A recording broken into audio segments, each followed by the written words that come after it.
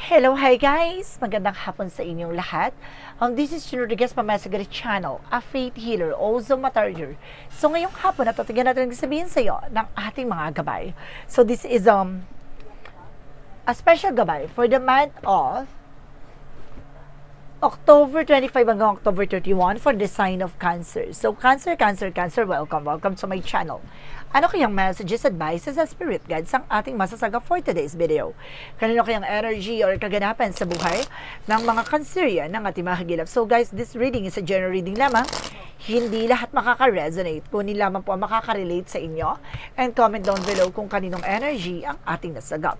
And of course, don't forget to like and subscribe my channel and hit notification bell for more videos update. And of course, maraming salamat po sa mga walang sawang pagsuporta sa aking channel, lalo na ang hindi nag-i-skip ng ads. Naway pagpalain kayo ng Diyos at may kapal, siksik, liglig, nag-uumapaw, na biyayang manumbalik sa inyo. So let's see guys, what is the messages, advices sa iyo ng ating angel spirit for the sign of Cancer. So let's see and watch this. Ano kaya messages at mensahe sa iyo at of course anong gusto sabihin sa iyo ng ating mga gabay, ang ating mga kagilap. So guys, ito na, tutunghayan na natin yan. Angel spirit, please give information po. So this is a 3 of Cups, and because the 4 of Wands. So something a celebration. Na may darating na celebration dito sa iyo na maaaring magbigay sa iyo ng a family gathering, no? Something an event. And of course, this is something celebrations and of course a wedding, no? Maaaring magkaroon dito ng graduations. And of course, the 4 of Wands, something an twin flame energy, no? There's a something twin flame of energy with 1111. And the Magician represents something powerful, manifestation. Now, may mga bagay na unti-unti mo nang maisa sa katuparan, unti-unti mo nang makukuha. Now, it's a God perfect time. And kasi sinasabi dito guys, this is the Sun card with a pure positive outcome. Magiging maganda na ang kakalabasan nitong eksena na to, no? Kumbaga, this is something God will. And of course, mukhang ipinagkakalob na sa unti-unti. And the 2 of Wands, something choices. So, ikaw yung gagawa ng bagay na bubuti mo. At ikaw yung gagawa ng bagay na pagdidesisyonan mo. And this is the Ace of Swords with a breakthrough. Magtatagumpay ka talaga. Na magkakaroon ka ng mga bagong ideas, opportunities, at maaaring magbigay sa'yo ng kaliwanagan to. What is the 3 of Cups? So this is a represent with the Queen of Pentacles, the Queen of Cups, sorry. This is the Queen of Cups with something healing for emotional. And this is something security. No? Magiging secure ka pagdating sa emotions mo. This is a 3 of Cups for celebration. Unti-unti mo nang natatanggap, no, ang mga nangyayari sa iyo ngayon. This is something, the 7 of Cups, something confusion. Maaring may mga bagay na naguguluhan ka pa, pero kumaga unti-unti mo na natatanggap yung mga kaganapan sa paligid mo. Now, I don't know, this is something insensitivity or something parang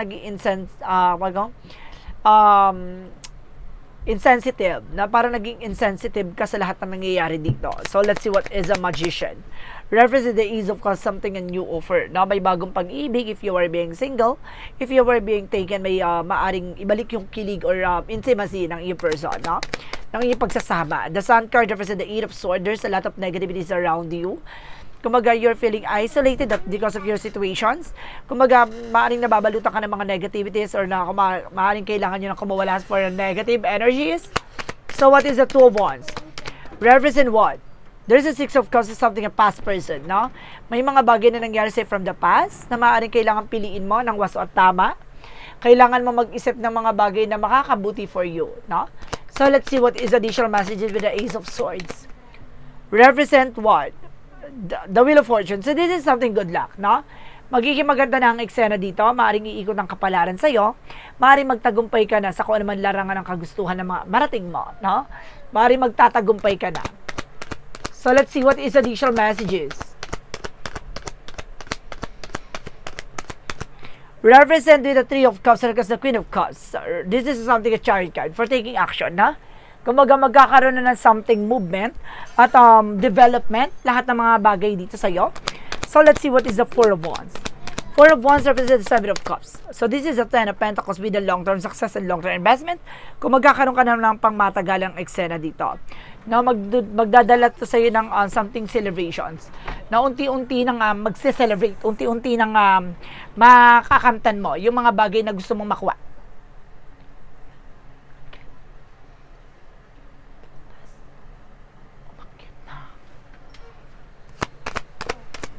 The Magician and the Ace of Cups represent what? The Empress card for revert. No, magkakaroon ka talaga ng bago simula dito. Na maaring ibalik dito yung pagmamahalan niyo sa isa't isa. Kailangan mo talaga magpa-fresh dito, guys. No, you're feeling haggard na. Kailangan mo nang ibalik yung alindog mo dito. Masyado ka ng seryoso sa buhay na tinatahak mo. And this is a Five of Wands. So, meron dito nagsisilbing komplikasyon with the Eight of Swords, no? Baga, napapalibutan ka ng toxicities. And of course, toxic environment, toxic friends, no? Kaya maraming negativities dito. And of course, there's a Two of Wands and of course, the Six of Cups. Now, this is something, Six of Pentacles, so this is something giver receiving something by the universe, no? Kumbaga, pipiliin mo na dito yung mga bagay na katanggap-tanggap para sa iyo. No, kumbaga may mga tao sa paligid mo na hindi advices no, kumbaga insulting. So, kumbaga may mga tao sa paligid mo na iniinsulto ka, kumbaga dinadown ka, kumbaga kailangan mo na lang siguro mag-giveaway para sa kanila na pakawalan mo yung mga ganong tao, no? Hindi mo kailangan na ipagsiksikan yung sarili mo sa mga tao na yan. Kailangan mong dumistansya at kumawala sa mga tao na, diba, nega. So, let's see what is the Ace of Swords across the Wheel of Fortune. So, this is a Five of Pentacles in reverse. Ibig sabihin dito, magkakaroon ka ng recovery pagdating sa finances. Na unti-unti mo nang makakamtan at malalasap ang kalayaan pagdating sa finances. Kumbaga, this is something financial freedom. No? Kumbaga, makakalaya ka dito na hindi mo na kailangang mangamba. At iikot na maaari ang kapalaran para sa'yo. Na kung maaari nakaranas ka ng pagdurusa, paghihirap, ito na yung umpisa ng pagbabangon. No? Pagbangon. What is the outcome? Ang outcome for you is the Page of Swords. There's a spying, looking, watching at you. May nagsusubaybay sa'yo dito. May mga bagay na nagbibigay inspiration, informations. And this is something that call for a transformation. No? May mga bagay na babaguhin dito. At magkakaroon ka na ng bagong simula. And this is something, the Full card for a leap of faith. Kung magasusubukan ng pananampalataya at tiwala at magkakaroon ka ng bagong simula at bagong pag-asa. No? So, let's see what is additional messages pagdating sa career and finances. So, this is the King of Wands, something vision. Unti-unti mo nang masisilayan ng mga pagbabago. And this is the King of Pentacles na magdadala sa ng seguridad na pagdating sa pagkakaperahan. Naging mature ka na sa lahat ng pinagdaanan mo pagdating sa finances. Kumbaga, natauhan ka na kung paano mo paiikutin ang iyong mga pinaghirapan. The Ace of Pentacles is the big shot and big money coming in for you. This is something, a new financial opportunities coming in. And this is something investment and saving. No? Kailangan mag-ipon, mag-imbak na makakatulong sa'yo. No? Paano mo papalaguin ang iyong finances? So, pagdating sa love life, this is a Six of Swords with a transition. Unti-unti ka na makakalis sa situation. Now, this is a Nine of Swords, nagkakaroon sa'yo ng anxieties dahil dyan sa situation or sa paligid mo, environment. Kailangan mong, kumbaga pag-isipang mabuti na kailangan mo nang lumaya dyan sa mga taong nega. Now, this is something toxic family or toxic environment or toxic friends, no? Na kailangan mo nang umalis dyan, no? Sa kinagagalawan mo. No? Kahit na anong gawin mo dyan, hindi ka katanggap-tanggap o hindi ka mananalo dyan sa mga tao sa paligid mo kasi ang kagustuhan nila ay pabagsakin, no? At hindi natutuwa sa pag-asenso mo, no? Mayroon talagang tao talaga na ganon, no? There's something crab mentality, no? The more na parang umaangat ka, kumbaga hinihila ka nila pababa. Additional messages. Ayun yung sinasabing sikreto with the hyphensis, na parang sikretong may inggit sa'yo, evil eye yun, no? So, let's see additional messages tayo. Pagdating naman tayo sa health, kaya nagkakaroon ng kumbaga, difficulties, complication pagdating sa love life kasi maraming epal, no? Maraming mga itsoserang mga pakilamera, no? Pagdating naman sa health, this is a Ten of Wands, something burden, no? Kumaga nahihirapan ka na rin pagdating sa health issues mo. Mabigat ang pakiramdam mo kasi nga dahil din sa mga tao sa paligid mo. And this is something that's everyone's. Protection mo yung sarili mo. Pangalagaan mo yung sarili mo. Kaya ka nagkakaroon ng anxiety, sleepless night, not because of your environment. Kailangan mo na talaga magpakalayo-layo, no? Additional messages tayo pagdating naman tayo with the magical fairy messages. Ganun talaga, 'di ba? Kapag nasa paligid ang nagsisilbing komplikasyon or nagsisilbing anay, kailangan mo ng puksain at kailangan mo na magpakalayo-layo. Ganun. What is the magical fairy messages? Admit your true feelings to yourself. No? Maging totoo ka sa sarili mo. Kung ano man yung mga bagay na nahangarin or kagustuhan mo, ilabas mo yan. No? Hindi mo kailangang kim-kimin o hindi mo kailangan itago yan. Maging totoo ka sa sarili mo. Even dun sa mga tao sa paligid mo, kailangan maging totoo ka. See, be yourself. See, be yourself. The situation calls for you to be your authentic self, which is the basis for your personal power. Dahil hindi mo magagawa yung gusto mong gawin kung nagbe-base ka sa mga tao sa paligid mo. Maging totoo ka, no, sa sarili mo. Para nang sa ganun, maisakatuparan mo ang hangarin at kagustuhan mo nang gagaling sa puso mo.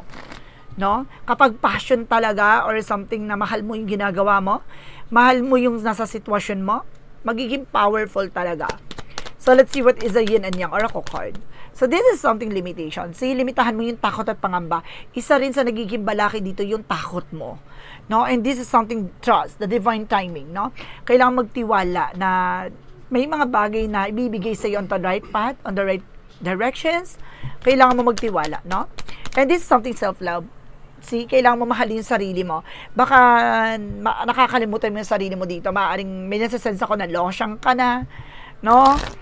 Napapabayaan mo na yung physical appearance mo, kumbaga hindi mo na wala ka na sa part na nagpag-aayos, diba? So let's see what is the synchronicities. Travel, journey, guys. May journey ka talaga in travel. And there's an intuitions na makinig ka sa gut feeling mo, makinig ka sa vibrations mo, sa mga hinahatid sa iyo ng ating mga gabay, no? Na mensahe. This is a winter. Oh, this is something, answer you need is coming. So, masasagot na rin katanungan mo. And this is a raven. Mag-ingat ka. Meron ditong parang uwak na nagsisilbing aswang. So, meron talaga ditong maaaring gumagamit ng black magic and involved na para malasing ka. No? Kaya, nagkakaroon ng back and forth. Meron din ako na sense dito na maaaring hinihika ka or parang hinakapu ka kasi pinupuntahan ka ng aswang. So, let's see what is the Romance Angel for Mystic Love Oracle deck. Kaya pala nagkakaroon ka ng anxiety, sleepless nights eh. Diba? Kumbaga yun din para dinadalaw ka ng mga animals. Ganon. Mga aswang. So let's see what is the Romance Angels with the Mystic Love Oracle deck. And this is something, magnetic attractions. Oh. So ibig sabihin itong tao na to para talaga sa ito, no? Kumbaga magkakaroon kayo ng passion sa isa't isa. Ganon. Kumbaga iba yung atake yung dalawa eh.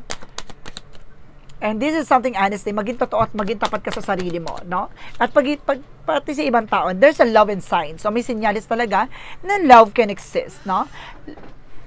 Love wins. So let's see what is additional messages with the chakra messages. And there's a faith, no? Susubukan na pananampalataya at tiwala mo.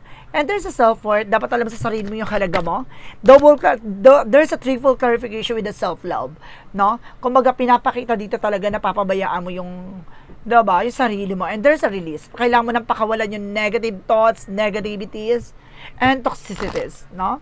Even your toxic mindset, ha?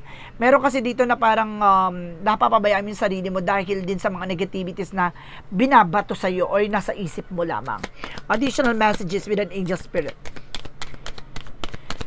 No, there's a change. Unti-unti na mababago, mag-iiba, lahat ng eksena, and there's a goddess insight. Na ipapasilip sa iyo kung itong bagay o tao sa sitwasyon mo ay pinahahalagahan ka, pinaproteksyonan, at magkakaroon dito ng something changes na unti-unti mo nang makakamtan, no?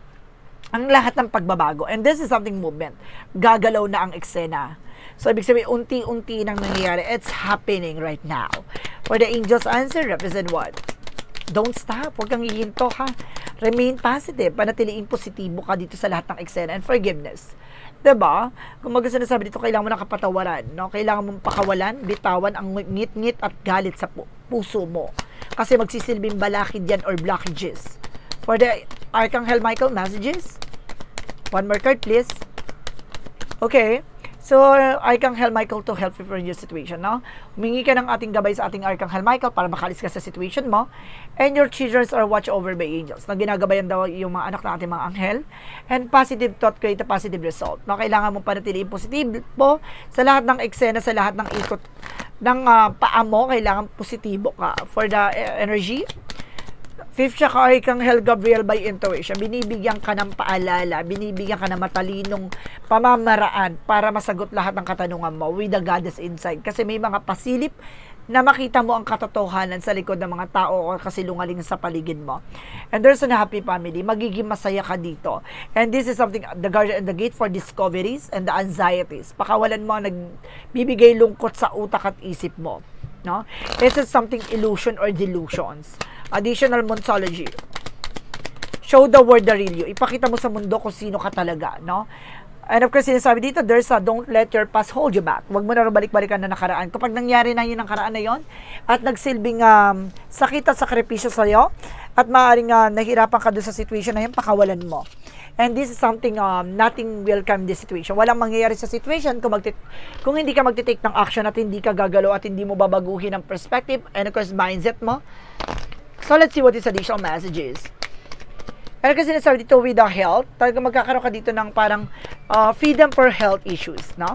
And there's a failure, no? May mga pagkakamali, kamalian ka, it's an opportunity to learn, no? Lahat ng mga bagay na binibigay sa'yo ay dapat mong pakakatandaan na may aral na mamagitan ibibigay sa'yo. No? Kaya yung nangyayari sa'yo, may aral at may mga bagay na matututunan ka dyan. And there's a fear, alisin mo yung takot at pangamba mo. For romance angels, represent what? Represent a flirt. So, kailangan mong humarot if you are being single. If you are being taken, harutin mo yung person mo. And pay attention to the red flags. Na mag-ingat ka sa red flags. Kumbaga may babala pagdating sa pag-ibig na kumbaga kapag itong tao na to, mabilis siyang mapikot or itong tao na to, mabilis siyang humarot or mabilis siyang harutin. No? It's a sign na kailangan mo magtantan. And this is something infinite abundance, no? Kumbaga magkakaroon ka ng kasaganahan dito na nag-uumapaw at 'di ba? Walang hanggang kasaganahan and study. Kailangan mong matutunan, malaman lahat ng mga bagay na nagsisilbing balakid, no? Para may sakatuparan ang iyong mga hangarin. Kaya may mga magsisilbing komplikasyon diyan na yung kailangan mong matutunan kung paano mo aalisin ang mga nagsisilbing anay sa eksena na gusto mong makuha, no? At maranasan, kailangan mong alisin yung mga magsisilbing balakid. For Archangel Raphael, for meditation, kailangan mo mag-meditate dito, magmuni-muni, magnilay-nilay, para masagot lahat ng katanungan mo. And this is something do more research, no? Kailangan mo ring mag-alam-alam, no? Magsiyasat, kailangan mong tuklasin pa, para mas may matutunan ka pa. Na may mga mag-a-unlock pang knowledge sa'yo dyan. And because this is something, trust the timing. So, may mga bagay na hindi pa napapanahon, may mga bagay na ibibigay sa takdang panahon. So, Jesus' loving quote said, let's see. For Jesus' loving quote said, according to your faith, be into you. So, depende yan sa paniniwala at pananampalataya mo, ang mga bagay na ipagkakaloob sa'yo. I am with you always, even at the end of the world. Now, see, kumbaga kahit na akala mo pinagbagsakan ka ng langit at lupa, ipagkakalob sa iyo yung mga bagay na para sa iyo talaga. For angels number represent a 2002 for the boy, no?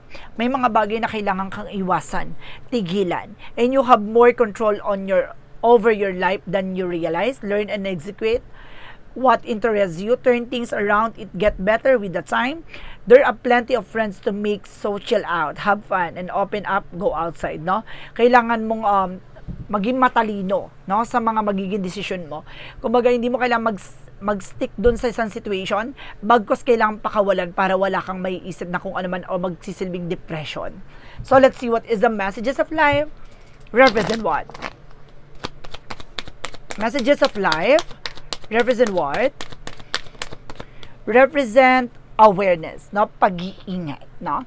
I open my consciousness to the true self. I understand that I am here to grow, to free myself from inner conflict, to discover who really I am.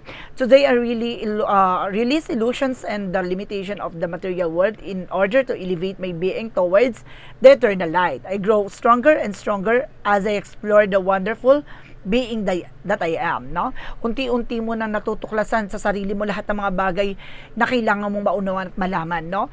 Kumbaga nakikita mo na kung ano yung nagsisilbing komplikasyon at kumbaga napagmamasdan mo at nalalaman mo na yung mga bagay na kailangang pagkaingatan. Kumbaga ngayon, binibigyan mo ng limitahan yung sarili mo sa mga bagay na iniisip mo na alam mong walang katotohanan o hindi mo nakikita yung magiging posibilidad sa mga bagay na yon. Kumbaga, tinitignan mo yung sarili mo sa mga posibilidad, no? Tinitignan mo yung sarili mong malaman, no? Yung kahulugan ng mga binibigay sa yung babala o paalala ng ating mga angel spirit. Kasi may mga mensaya with an angel's number, synchronicities na may paalala para mag-ingat ka sa mga hakbangin na tatahakin mo sa susunod mong landasin na tatahakin. So guys, this is a special gabay for the month of October 25 hanggang October 31 for the sign of Cancer. So Cancer, maraming salamat for this wonderful reading. So once again, this reading is a general reading lamang, hindi lahat makaka-resonate. Kunin lamang po makaka-relate sa inyo and comment down below kung kaninong energy ang ating nasa gawin. Because don't forget to like and subscribe my channel and notification bell for more videos update. And because maraming salamat po sa mga walang sawang pagsuporta sa aking channel, lalo-lalo na ang hindi nag-skip ng ads na way pagpalain kayo ng Just at Make a Pal siksik, liglig, nag-uumapaw na biyayang manong balik sa inyo at maraming salamat po and see you in the next video. Bye-bye and babush!